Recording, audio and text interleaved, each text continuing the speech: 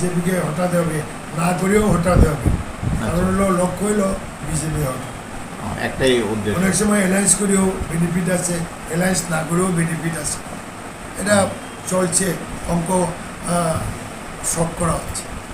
তো আপনি পরপর দুইবার বিলোনিয়া সফরে এসছেন, তো কংগ্রেস নেতৃত্ব তো আরও রয়েছে, তো অন্যরা আসছে না কেন? এগুলো আমি জানি না, আপনি তাদেরকে আপনি প্রদেশ সভাপতি এটা আমি সাংগঠনিক ঝটিকা সফর হয়েছে, আপনাকে কৈফত দিতে পারছি না। ঝটিকা আমি সফর। তরুণ এসছি, কাউকে জানাইনি।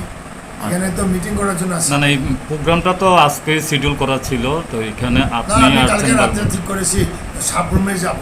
তো অনেকে বলছে এসপির সঙ্গে দেখা করলে ভালো। না না, এর আগে তো আপনিই বললেন যে এসপির কাছে আপনারা এই দিল্লি এটা থেকে আমি- আপনার সম্পর্ক আপনাকে বলছেন। কৈফত দেবো না, সাংবাদিককে কৈফত দেওয়ার মতন আমার আমরা কৈফিয়ত চাইছি আমরা না, কৈফিয়ত আমরা চাইছি, জানতে আপনার কাছ থেকে বলতে চাইছি, এটা কৈফিয়ত তো না। কে জানছে? যদি না, না, আমরা জানতে না চাইছি। বলে দেবেন, কে? কৈফিয়ত তো কিছু না, আমাদের আমরা নেতা আছে। আমাদের কোন নেতা? কৈফিয়ত দেওয়ার তো কিছু কার না। নেতা বলছে? কোন নেতা? এখন দাঁড়াও প্লিজ, কোন নেতার কথা বলছে? না না না, যারা আপনি তো প্রদেশ সভাপতি all in all in all. আমি এসছি, আমি তো একাও আসতে পারি, কাউকে না জানে কারো বাড়িতে যেতে পারি। হ্যাঁ, হ্যাঁ। এটা আপনাদেরকে কৈফত দেবো না তো। কফিও তো আপনার কাছ থেকে কৈফত তো চাইনি না চাচ্ছেন। আপনি। সবাই নাই কেন, সবাই কে আছে? সবাই তো আছে। না না, রাজ্য নেতৃত্বে তো আরো অন্যান্যরা আছে। রাজনীতিকে দল বাঁধিয়ে যায় নাকি কোনো কাজে? কোনো কাজে কি আমরা দল বাঁধিয়ে যাবো নাকি? কেউ মিটিং করে, কেউ করে, এটা আপনাদেরকে বলার মতো না। অন্যান্য জায়গায় যে আপনিও যান, সুদীপ বর্মনও যায়, এটা সব আমরা যায়, মিটিং থাকলে যায়। এইসব ব্যাপারে কেউ কারো ডিউটি আছে, পার্টির ভাগ সিস্টেম করে দেওয়া হয়েছে, সিস্টেম অনুসারে যায়। তাহলে তাহলে আপনি যেটা বললেন, এটা কি আমরা গোষ্ঠী কোন্দল হিসেবে ধরবো? আপনারই তো গোষ্ঠী কুণ্ডল করা। আপনি তো পেইড নিউজ করেন, বিজেপি দালালি করেন, করবেন না প্লিজ, চলে যান। বিজেপি দালালিটা রাজ্যের সাংবাদিকরা সবাইকে বিজেপি বিজেপি দালাল করে। দালাল। সবাই সবাই করতেছেন, আপনি এই লোক, না না, আমি তো বলছি যে এই লোকটাই কেন কেন আসছে? না না, আপনি তো বললেন আপনার আমাদের কাছে কফিও দেবেন না, ইয়ে দেবেন। প্লিজ চলে যান, প্লিজ চলে যান। আমরা যেন নতুন সবাই আছি। কথা বলেন, কথা বলেন। আমি অরূপ দেব, বিলোনিয়া প্রাক্তন জেলা কংগ্রেস সভাপতি। গতকালকে আমার দলের সভাপতি মাননীয় বিরোজী সিনহা মহাশয় বিলোনিয়া কংগ্রেস ভবনে এসেছিলেন। উনি বিলোনিয়া কংগ্রেস ভবনে এসে আমি দেখলাম যে কয়েকজন সাংবাদিকের সাথে উনি অত্যন্ত দুর্ব্যবহার করেছেন। সাংবাদিকদেরকে অফিস থেকে চলে যেতে বলেছেন, সাংবাদিকদেরকে বিজেপির দালাল বলেছেন, যেটা আমরা কংগ্রেস কর্মীরা এবং নেতারা কোনো অবস্থাতে এটা মেনে নিতে পারি না। আমার দলের সভাপতির এই আচরণ, ভ্রমণের খবর সারা রাজ্যে ছড়িয়ে দেওয়ার এই মহান গুরু দায়িত্ব সাংবাদিক বন্ধুরা পালন করেছে। এবং বিলোনিয়ার রাজনৈতিক ইতিহাসে, বিশেষ করে কংগ্রেস দলের ইতিহাসে এমন নজির কোথাও নেই যে কোনো সভাপতি কিংবা দলের কোনো সাধারণ সম্পাদক কোনোদিন বিলোনিয়া কংগ্রেস ভবনে বসে সাংবাদিকদেরকে বেরিয়ে যেতে বলেছে কিংবা সাংবাদিকদেরকে বিজেপির দালাল বলে আখ্যায়িত করেছে। আমরা অত্যন্ত, আমার সভাপতির এই আচরণ আমরা অত্যন্ত মর্মাহত এবং আমরা এটা তীব্র নিন্দা জানাই আমার দলের সভাপতির এই আচরণ। পাশাপাশি আমরা এটাও দলের তরফ থেকে আমরা আপনাদের কাছে দুঃখ প্রকাশ করছি আমার দলের সভাপতির এই আচরণের জন্য। এবং আমরা এটা জানি যে আমাদের এই দলের সভাপতির স্বৈরাচারী মনোভাবের কারণেই আজকে কংগ্রেস দলের এই অবস্থা। আপনারা নিশ্চয়ই অবগত আছেন যে 2018 সালে নির্বাচনে এই মাননীয় বিরোজী সিনহা মহাশয় কংগ্রেস দলের সভাপতি ছিলেন। উনার নেতৃত্বেই সারা রাজ্যের মানুষের সঙ্গে সঙ্গে আমাদের দলের কর্মীরাই, কংগ্রেস কর্মীরা, নেতারাই উনাকে সেখানে গণহারে বর্জন করেছেন, যার দরুন সেখানে আমাদের ভোট শেয়ার 1.5% এসেছেন। উনার এই শিষ্টাচার এবং আপনার অসৌজন্যতার কারণেই সারা রাজ্যের মানুষ এবং সারা রাজ্যের কংগ্রেস নেতাকর্মীরা উনাকে বিসর্জন দিয়েছেন কিংবা উনাকে বর্জন করেছেন।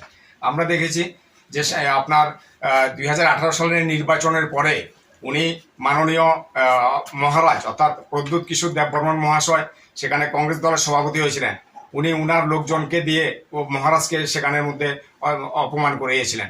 উনি, আমরা দেখলাম কংগ্রেস দলের ওয়ার্কিং প্রেসিডেন্ট সুমন লস্কর সাহেবকে পর্যন্ত সেখানে একটা মিটিং চলাকালীন সময়ে সেখানের মধ্যে অপমান করেছেন, যার ফলে উনি দল ছাড়তে বাধ্য হয়েছেন।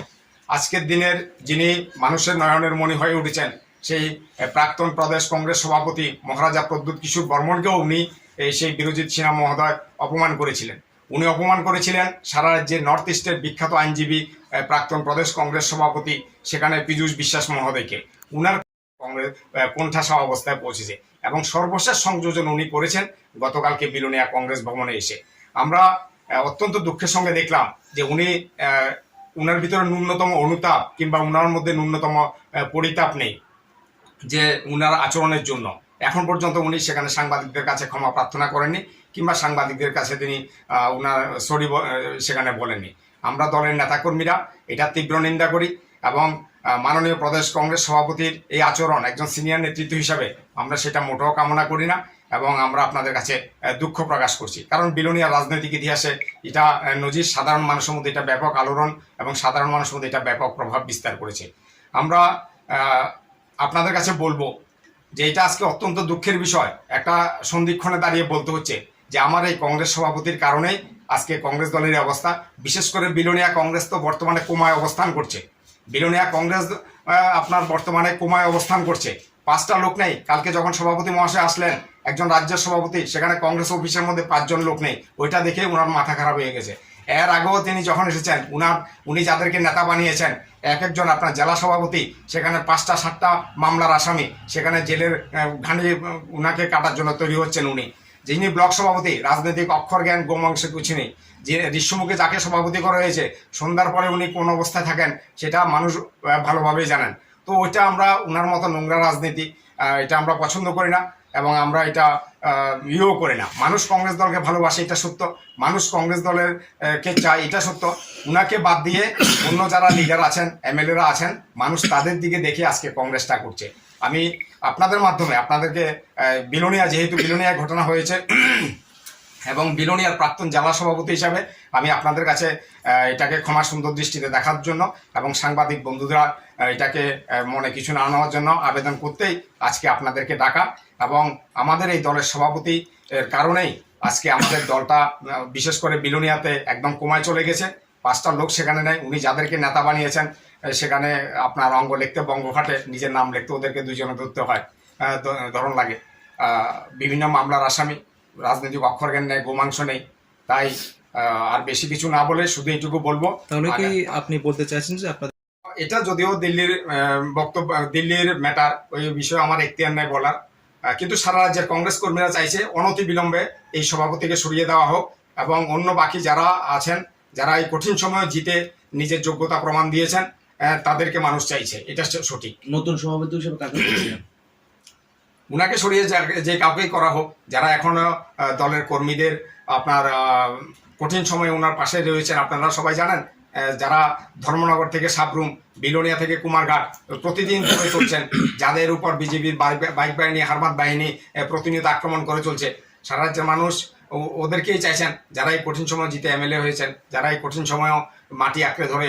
যদি ছাপ্পা ভোট না হতো তাহলে আজকে আমরা 3য় মুখ্যমন্ত্রীও দেখতাম।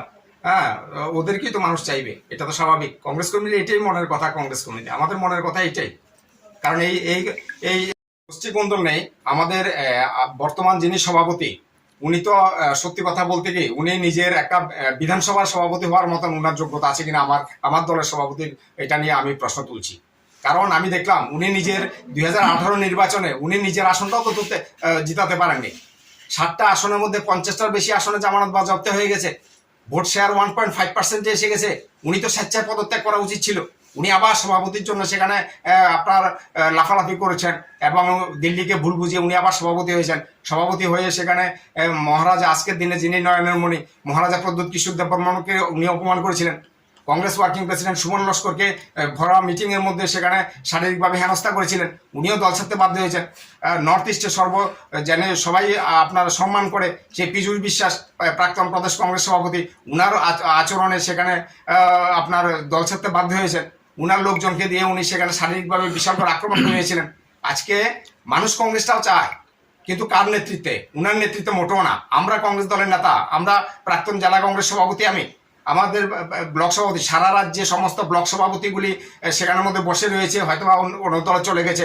উনার উপর তিতি বিরক্ত হয়ে উনার এই সমস্ত অসৌজন্যতা, উনার এই সমস্ত অভদ্রতা, উনার এই সমস্ত শালীনতাহীন বাক্যে সেখানে কংগ্রেসের ভালো ভালো লোকগুলি সারা রাজ্যের মধ্যে উনি কিছু উনার পেয়াদারকে বিভিন্ন সারা রাজ্যের মধ্যে সেখানে ব্লক সভাপতি বানিয়ে রেখেছেন। আমরা বলবো আপনাদের মাধ্যমে রাজ্যের মানুষের কাছে এবং দিল্লির নেতৃত্বের কাছে দৃষ্টি আকর্ষণ করার চেষ্টা করব যে সেখানের মধ্যে আপনার মাননীয় বিরোধী সিনহা মহাশয়কে অনতি বিলম্বে এই দলের সভাপতি পদ থেকে সরিয়ে দিয়ে অন্য কাউকে যারা এখন নেতৃত্ব দিচ্ছেন, যারা এই কঠিন সময়েও ভোটে জিতে দেখিয়ে দিয়েছেন সত্যি এরা জননেতা, সত্যি এরা কংগ্রেস দলকে নেতৃত্ব দিতে সক্ষম। কারণ এরা ভদ্রতা জানে, এরা শিষ্টাচার জানে, এরা সংস্কৃতি জানে, এরা এরকম অসহযোগিতা কখনো দেখায়নি। তাই আমি বলবো যে আপনারা আগামীকালকের ঘটনায় কিছু মনে নেবেন না। এটা আমাদের দুর্ভাগ্য যে আজকে উনি নেতৃত্ব দিচ্ছেন, এবং এটা বলতে বাধ্য হয়েছি যে এটা বিলোনিয়া প্রাক্তন জেলা সভাপতি হিসাবে। সামনে তো বিধানসভা নির্বাচন,